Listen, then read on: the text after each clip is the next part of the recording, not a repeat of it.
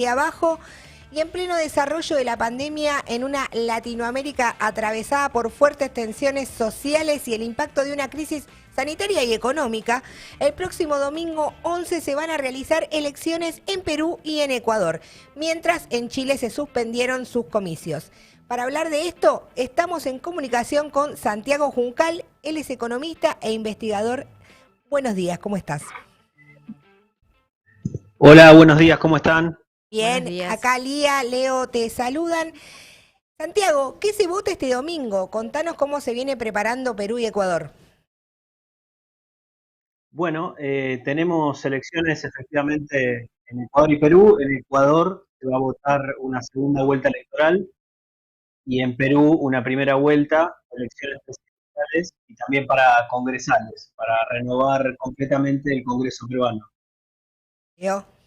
Las diferencias son grandes en ese sentido porque me parece que en Perú está mucho más abierto el panorama. En cambio, en Ecuador, al haber dos opciones electorales claras, es diferente la situación.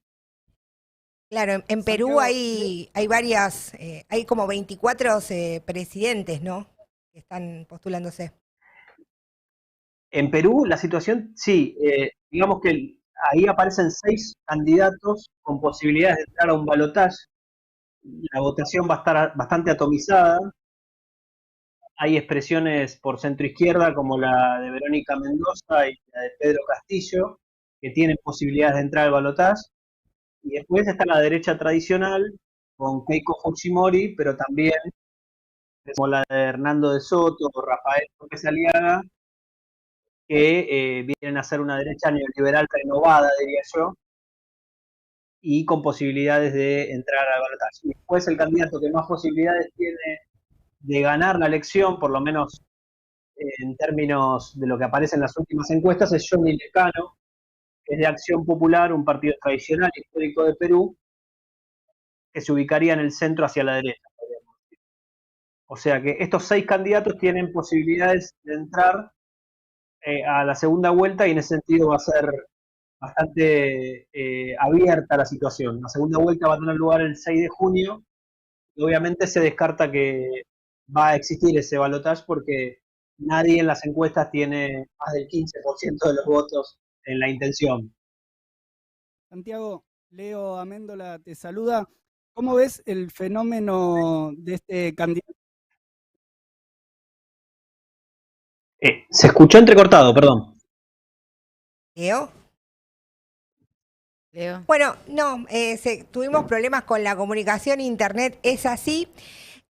Con respecto a Perú y a Ecuador, ¿cómo ves el panorama que se abrió, sobre todo en Ecuador, más que nada teniendo en cuenta los procesos de luchas que se vienen abriendo desde el 2019 con el FMI hasta ahora? Bueno, yo creo que en Perú el proceso es más interesante en ese sentido y que está mucho por hacerse. Sobre todo me refiero a lo que fue el año pasado, las protestas tras la caída de Vizcarra, la destitución de Vizcarra en realidad, y el gobierno de pocos días de Merino, que implicó protestas en las calles, y ahí creo que aparecen a caballo de esas protestas donde los jóvenes son protagonistas, un intento de cambiar la constitución que puede llegar a ser tomado por ciertas expresiones electorales como la de Verónica Mendoza en un eventual referéndum. En el caso de Ecuador, efectivamente, en octubre de 2019 hubo protestas muy importantes y después hubo, yo diría, una avanzada muy fuerte del gobierno de Lenín Moreno en términos de acudir al FMI, en términos de llevar a cabo un plan de privatizaciones, profundizar el ajuste que ya venía llevando, pero me parece que en ese sentido sí hay una, digamos, un veto popular que tenga que ver con el sector indígena, con la CONAIE, que está dividida además en lo que es este balotaje, pero me parece que de alguna manera se vota entre dos opciones que son ya conocidas, el neoliberalismo de los 90, encarnado por Guillermo Lasso, y Andrés Arauz, que es el candidato del correísmo, que como sabemos estuvo 10 años en el poder hasta 2017, ¿no? Así que obviamente uno no puede de alguna manera adivinar lo que va a pasar en términos de movilización popular, sobre todo en la pandemia, que ha generado estragos tanto en el sistema político y sanitario ecuatoriano como en el peruano. Pero me parece que en ese sentido Perú tiene unas perspectivas más interesantes de generar cambios a futuro.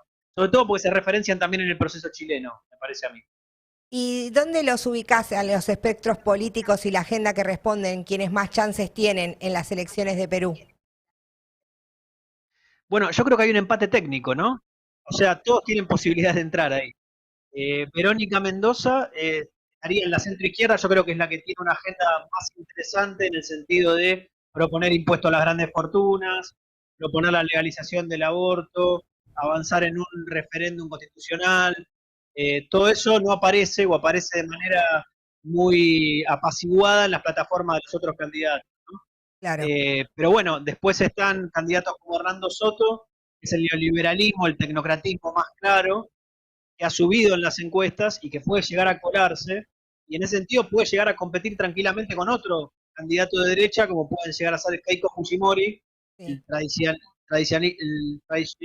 perdón, la tradición fujimorista más clásica, La hija y es. Rafael López Aliaga, que es el otro candidato conservador.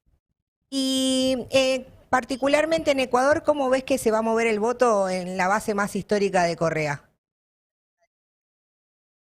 Bueno, ahí pienso que va a estar bastante dividido. O sea, la diferencia que sacó Arap de vuelta fue importante, pero las encuestas dicen que va a ser bastante parejo, digamos. También hay empate técnico en lo que va a ser ese balotaje.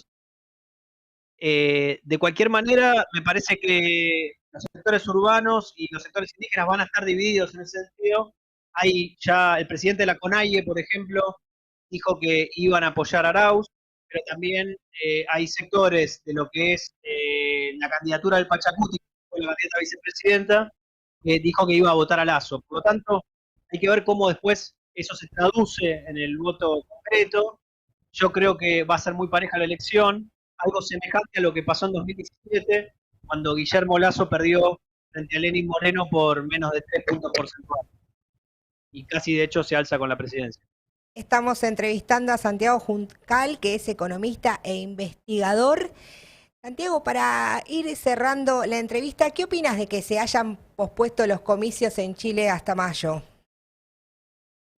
Bueno, pienso que obviamente tiene que ver con la cuestión sanitaria. No necesariamente, me parece a mí, beneficia al gobierno.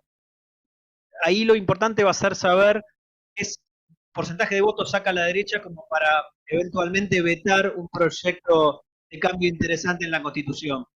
Y además, obviamente, esto va a estar muy vinculado a las elecciones presidenciales de noviembre, ¿no? Donde la derecha tiene figuras de recambio y en ese sentido también hay figuras en la izquierda que aparecen, pero digamos que no han articulado tanto como para generar una oferta electoral interesante, me parece a mí, de cara a esas elecciones en el segundo semestre.